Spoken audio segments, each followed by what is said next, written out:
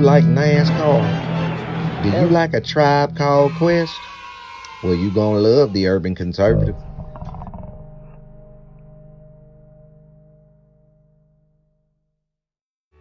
Do you like manwich and nachos? Well, then you'd love the Urban Conservative. Do you like guns? Do you like butter? Well, you're gonna love the Urban Conservative. Yo, what's good, son? You like pit bulls, say? You like solving Sudoku puzzles? Then you gonna love the Urban Conservative.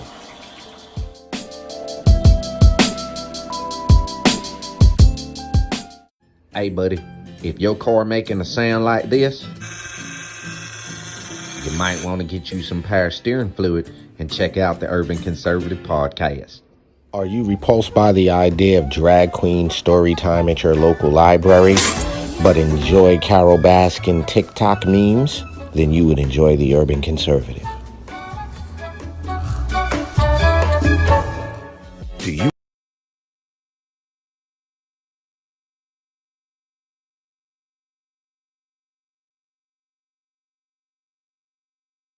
This season of the Urban Conservative Podcast is brought to you by Newton for Senate, working to improve education, reduce taxes, and keep North Carolina #1 for business. Find out more at newtonforsenate.com. This episode of the Urban Conservative has also been sponsored by Case Technology Consulting.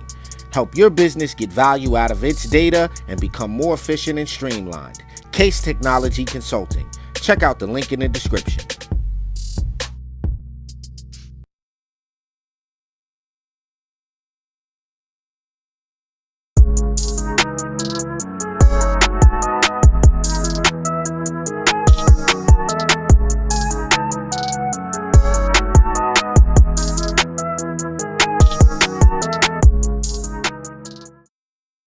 All right, ladies and gentlemen, welcome to Top of the Morning here on the Urban Conservative. You're checking out the best 30-minute morning show on the planet. I am Abdul Ali. I'm joined with my twin brother, Raheem, Architect Soto. You're checking out Top of the Morning here on the Urban Conservative. And if you haven't done so already, like we ask each and every morning, jump on over to tuconservative.com. Get yourself a membership. That Hamilton plan is only $10. You get to join the TUC community, set up a wonderfully amazing profile. You get access to the blog. You get access to a wonderfully curated news feed. And you also get special heads up when we're going to be doing events in a city, town, or county near you. You can also jump over to the page to sponsor an episode. Get yourself a t-shirt, a hat, or a mug, or something like that. Definitely helps us keep the dice rolling when we're doing the thing that we're doing over here, which is helping to spread conservative values and principles to urban communities across this good old country of ours. You can also find out a little bit more about my campaign for NCGOP Vice Chair, which we're going to be talking a whole lot about in the coming weeks as we get close to June convention here in North Carolina. But bro, how are you this morning, sir? It is the top of the morning. I have coffee. I'm on the morning show. You know, we kind of doing a thing, man. I'm having a good morning. You know, little rough with the weather up here in New York, but you know, Yeah, y'all can have it. I have it was zero beautiful. interest. It was beautiful yesterday, and today it looks like England. It looks like London or something. And it's cold and wet and moist, and you know. All right. Well, there's all the reasons I escape from New York. Well, listen, ladies and gentlemen, we definitely appreciate you being with us here on Top of the Morning. Get yourself a cup of coffee, sit back, relax, and get equipped to get yourself rolling for today. We got a couple of stories we're going to talk about. First thing we're going to do is we're going to talk a little bit about legislation. Now, I don't know if you want to go New York first, you want to go North Carolina first, what you want to do?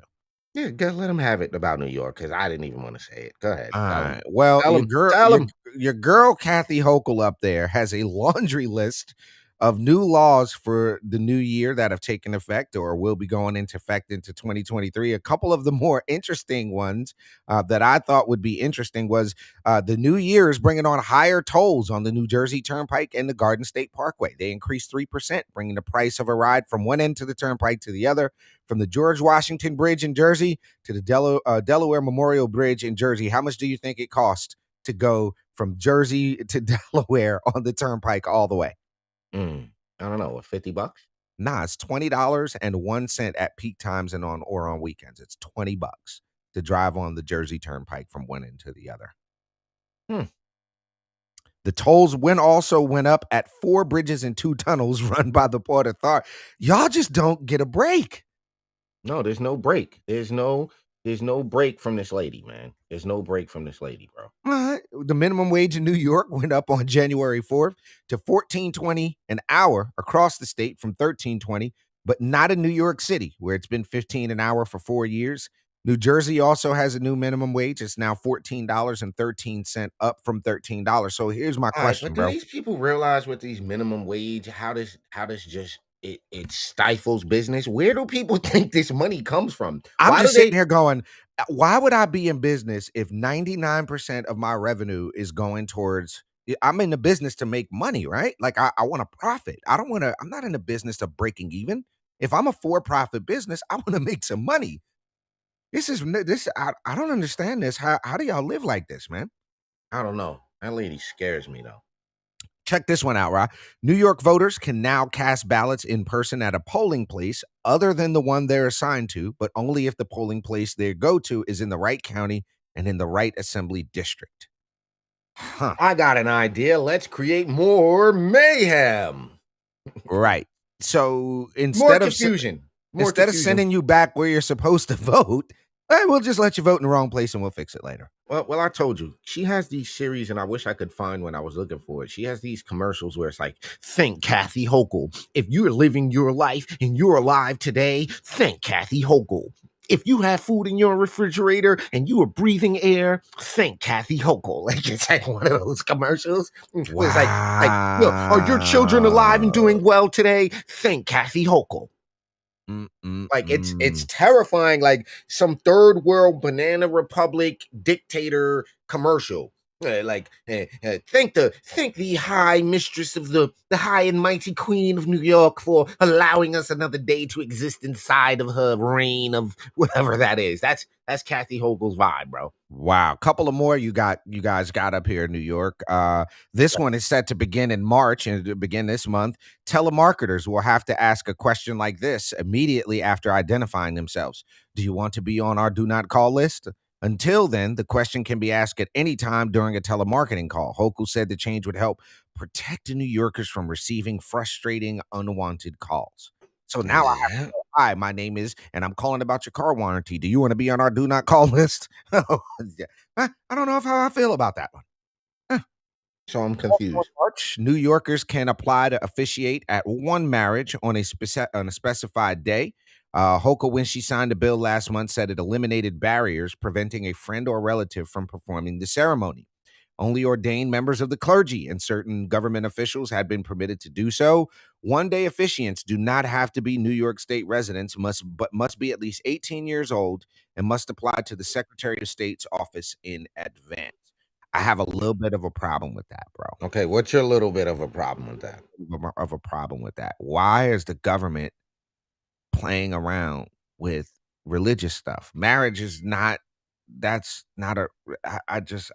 The government shouldn't have their hands in that, bro.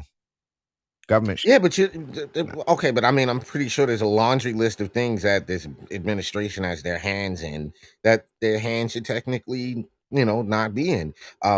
It seems like there's a clear and obvious. Not, it doesn't seem like there's obviously a double standard with the Democrats are willing to get away with the what do you call this? The legislation. Like some of these ideas, you can only pull off with a supermajority in New York.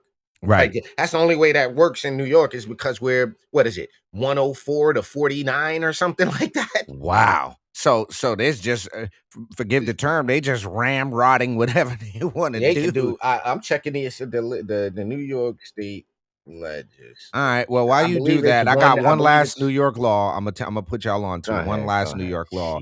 In June, a law will take effect requiring every employer in the state to provide a convenient, private space for mothers to breastfeed at work. The law requires the space to have access to running water and electricity. The goal is to extend the basic accommodations that public employees already have. Huh. I'm confused about public Yo, employees bro. versus what? All 150 seats were up in 2022. The Uh-huh. chamber's Democratic supermajority decreased from 106 to 42, with one independent and one vacancy to 101 and 49. Wow. So y'all don't have a shot. Y'all don't. It's, Y'all don't. a shot, a shot, Nah, y'all don't even have a shot. a Bro. shot. No, You know how much these people are making? $110,000 a year. Wait, that's how much a New York legislator gets paid? $110,000. You know how much a North Carolina legislator makes? You know how much a North Carolina legislator makes, bro? Take a Go wild ahead, guess. tell me. Go ahead. 15 grand? 13,000. All right, can you do some math for me real quick? Because I'm angry and I'm just, my brain just Okay, almost what you got? exploded in my What's head. the math? What you want me to do? Can you do $110,000 a year times 150 people? Ooh. That's $16,500,000. Got it, folks? 16 million a year. 16 million. All right. Just thought y'all should know that. We're giving them $16 million a year. Yep. I didn't even get to cover, because of the stupidity that is the New York laws, I didn't even get to cover the North Carolina one. You want to do that after the break? We'll do it after. We'll be right back. Just because you're black doesn't mean you have to vote Democrat. This year, in order to see benefits for our communities, we need to vote outside the box. Find out more by visiting us at tuconservative.com. All right, ladies and gentlemen, welcome back to Top of the Morning, the best 30-minute morning show on the planet. This is the TUC Twins. Do us a favor, head over to the website, tuconservative.com. Like my brother said, get yourself a membership. You know, you can peruse and get yourself some merch. You can do all that good stuff over there. Shouts out to our partner, Ari Case, over at Case Technology. And again, all of our underwriters and sponsors. Ali, what you got, man? Let's All right. So last thing on this bill thing, I wanted to bring y'all attention on this legal thing is we've got a Senate bill that was vetoed recently by our illustrious Vito Cooperoni, is what I call him, because you like that, right? Vito Cooperoni. Whoa. Yeah, buddy. Vito Cooperoni. Yo, So- his face though, he has like a, and see, I'm not trying to be disrespectful, but he has like this face. No, I really am not. I promise you. I don't know how to explain this. He's got the Grinch face, is what I call it. Is that what that room? If you look at that a what picture that of is? that is the Grinch, bro. That is what he. Thank you, because I was not trying to be disrespectful. I don't know the man, right? But I'm like, he has this face, like this. It's just a face. If you pull up a picture of the Grinch and look at that, he has the Grinch face. It is the absolute gajillion % Grinch Well, I'm face. Googling it together to just see if this comes up in one. Oh, no. You're Googling Roy. Oh, no. Oh, no. Oh, gosh, ladies and gentlemen. Oh, man. Oh, no. What do you got? What do you got? I told you, man. I told you. It's the Grinch face. He's got the Grinch face. Well, Mr. Vito Cooperoni has decided to veto. Vito Cooperoni. I'm sorry, y'all. Vito Cooperoni. Yo, you should do a thing. We should get a skit where it's like, all my life, I wanted you to bring me bills that I couldn't veto. That's what we're going to do. That's what's going to happen. All right, but listen. Thus begins the beginning of Vito Cooperoni. Oh, man, but listen, Vito Cooperoni now has Senate Bill 41 was vetoed by Cooper, and I want you guys to hear a little bit about what Senate Bill 41 does and why this was important to protect our Second Amendment. Now, we're one seat short. We're one vote short of a supermajority on the House side, which means we're going to need one or two Democrats, at least one Democrat, to come on over to help override this veto. I think there's some special folks, but I did want you all to hear this, especially about this, and this is Senator Jim Perry talking. There's some conflicting language when a church also happens to have a school attached to it, even though that school isn't in session on Sundays. Some felt like it was a loophole and they were concerned about allowing concealed carry on those properties. The second would eliminate having to get a pistol purchase permit from your local sheriff's office before buying a gun. After conferring with the North Carolina Sheriff's Association, and they supported a repeal, we chose to move to repeal that unnecessary step. The third includes education on safe storage of firearms. But on Friday, Governor Roy Cooper vetoed all parts of the bill, saying in a statement, quote, eliminating strong background checks will allow more domestic abusers and other dangerous people to own handguns, end quote. The statement also said the bill allows more guns on school properties, which increases the chance that children could find or access firearms. All right, bro. These people are out of their ever-loving minds. And here's why I say Cooper and them are out of their minds. What makes you think having more? Let's just look at this Nashville shooting. Do you know why the Nashville shooter chose the school that he chose? Do you remember hearing what the guy said in the story yesterday? Governor Cooper. Do you know that he targeted? Yes, he said it has less security. He had less security. So this idea of somehow people being able to protect themselves and protect our students is somehow going to endanger our students is a straight Democrat out of the Democrat playbook. Now, here's the other thing. What people got to get understood is they're saying that if you are a church and you host a school Monday through Friday, and on Sunday, you host your church. Now, you're not during school hours. You're not, there's no students on your church campus. You're still treated as a school instead of a church, and you are not allowed to bring firearms into your church. And that's the first part of this law that people were wanting to get undone. The second thing is, listen, folks, we live at a time where I don't believe the government should be tracking how many people, how many guns you have. I just don't, law-abiding citizens.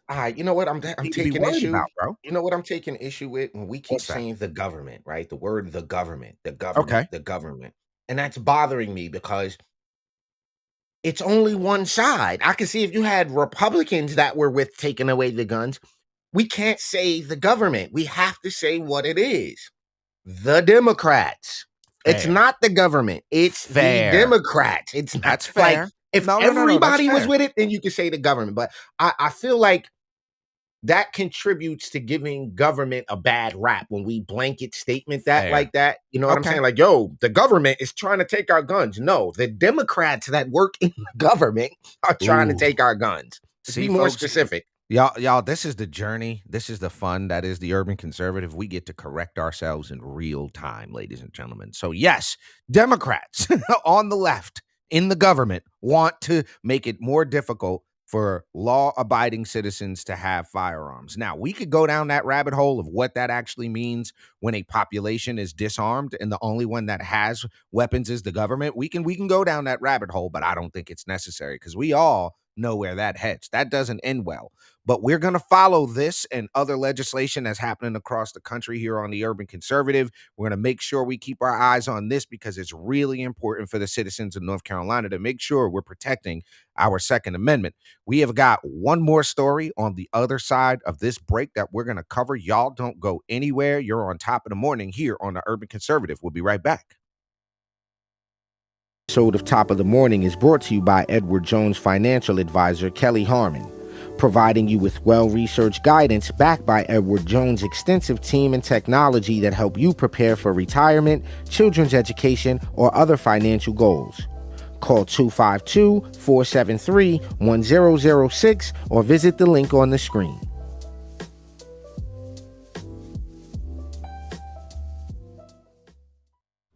All right, ladies and gentlemen, welcome back to the best 30-minute morning show on the planet. This is Raheem Architect Soto and Abdul Ali, the TUC twins.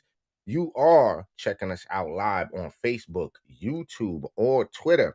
You can also catch our episodes on everything you listen to podcasts on. Frankly, to be honest with you, and if we're not on something, go ahead and make sure we get on there. Comment, let us know that we're not on the thing that you want us to be on, and we will get on that thing.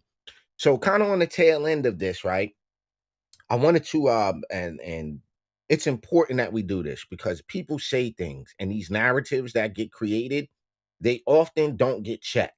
and this is, for those who listen to the show, know what the urban and urban conservative means. It means understanding reality beyond all narratives, right? And here we have a narrative that I'm going to talk to you guys about. And the crazy part about this is it's this guy. We're back to this guy again. This guy. Um, Barack, good old Barack. Barack is back. Barack is back in effect, folks. He's here. He's live. But this time, Barack falsely claims, and where I'm from, a false claim is a lie. So I don't know, I guess that's the media way to say a lie. Barack Obama falsely claims guns are the number one killer of children. I want y'all to let that sink in. This man has made the claim in public that guns are the number one killer of children. Now, on Monday evening, former President Barack Obama tweeted his response to the Nashville Christian school shooting by repeating the left's false claim that guns are the number one killer of children. On March 23rd, it was reported that actor Billy Porter made the same false claim, screaming that the leading Billy Porter the transgender cross-dresser thing? Dude from Sesame Street, yeah. The leading cause of death in children are guns during an appearance on ABC's The View. Now, The View's not going to stop him and go, hey, that's incorrect.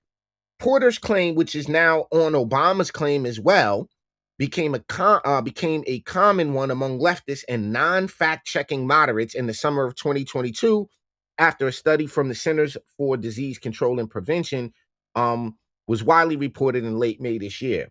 Fox News ran a story titled "Guns Now the Leading Cause of Death for Children, U.S. Children per CDC." The story noted that the CDC figures show firearm-related deaths of people ages 0. I'm going to let that sink in. People ages 0 to 19. I'm sorry. Total 4,368 in 2020, while motor vehicle deaths for the same age totaled 4,036. And during June 2nd, 2022 speech, President Joe Biden reacted to the CDC figures, claiming guns are the number one killer of children. Yo, bro. Nuts.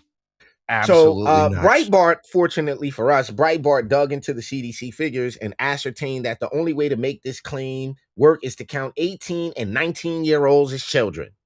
But if one does a custom search on the CDC website to adjust the category of children to include only those 0 through 17, only those below voting and military age, then the outcome completely flips. One sees that the number of firearm-related deaths for children, 0 through 17, was 2,281, which is way too much. It's still too much. In 2020, while the number of motor vehicle deaths for the same age was 2,503. So, unfortunately, right, when we're talking about that 0 to 17 age, the left leaves out who's doing the shooting and where this is happening. Who are the victims of all of these shootings? We know in our head who they are, but another important point to note is that the false parameters treating 18 and 19-year-olds as children for the benefit of boosting reportable gun death numbers actually works against the left.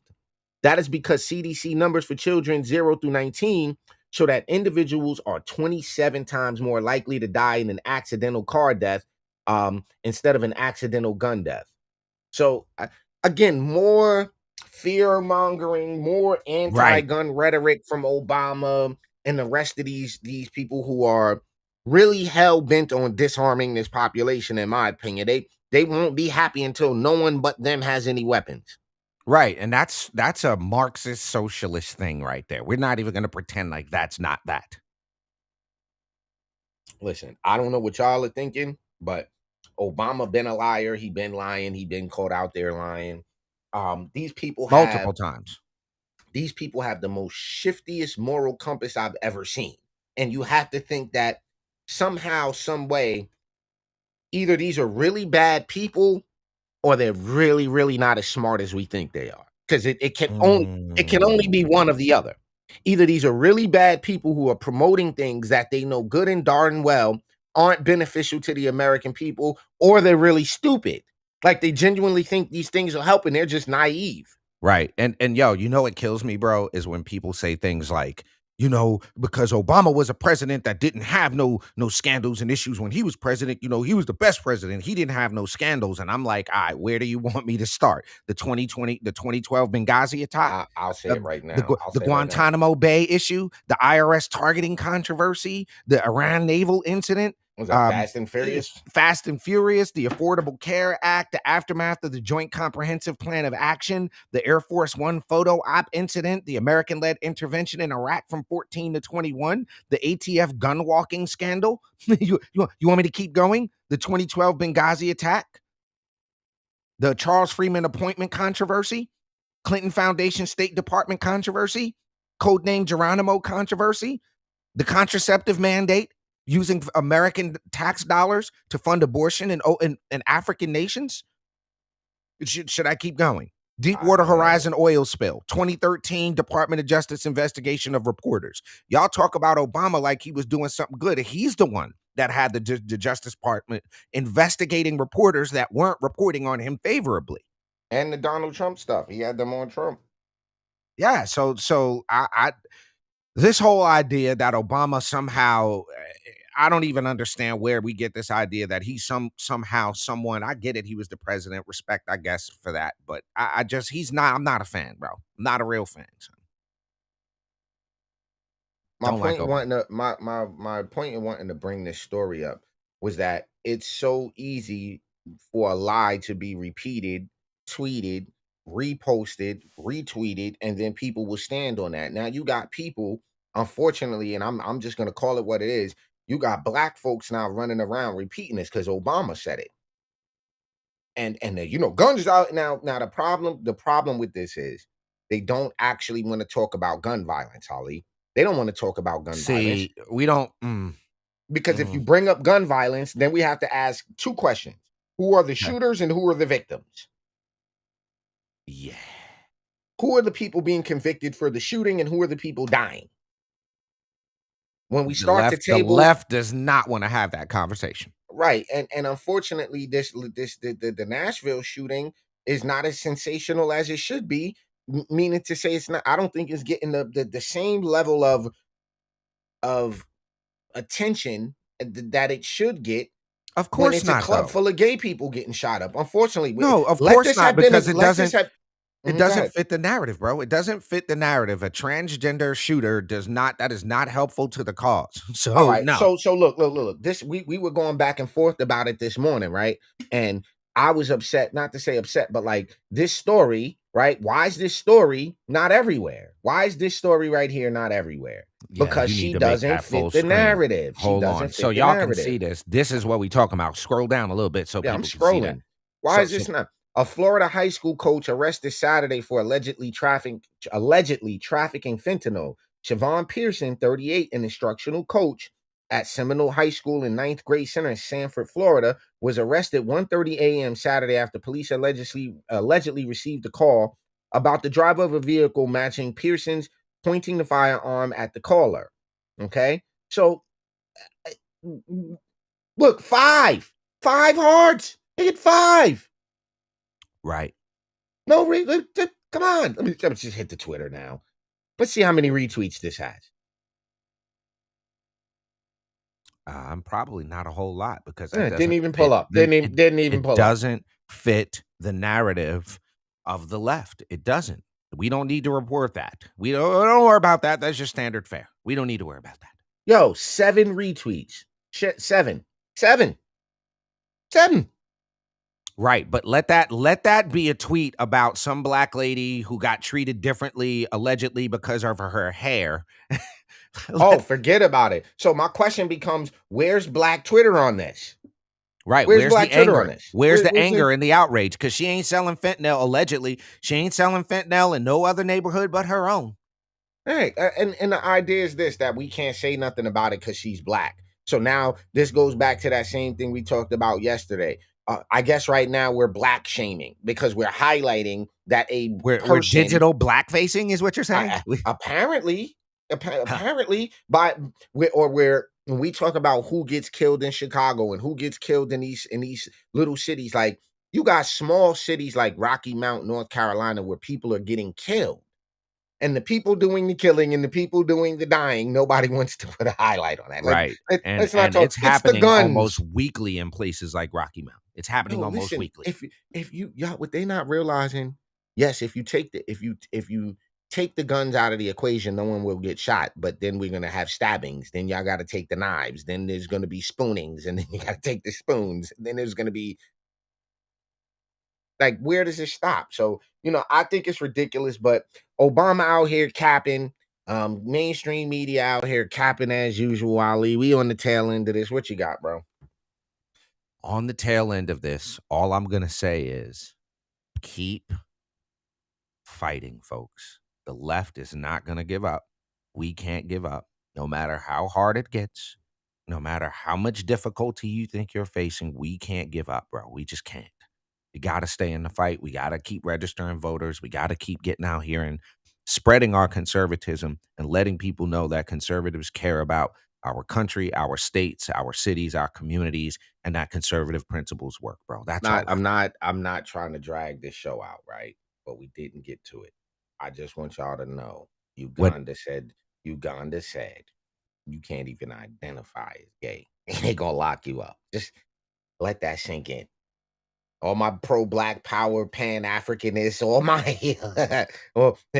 hey Umar, did you hear what they doing over there, buddy? Did you hear what they got going on over there in Uganda?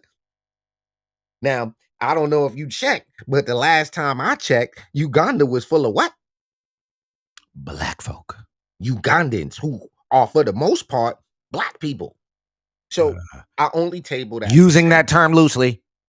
I look, yeah. All right, y'all, because I don't even want to open this can of worms. We want to thank y'all for checking out Top of the Morning, the best 30-minute morning show on the planet. For my twin brother, Abdul Ali, this is Raheem Architect Soto. Make sure to hit that notification bell so you know when we go live. And we'll see you on the next go round tomorrow morning, man.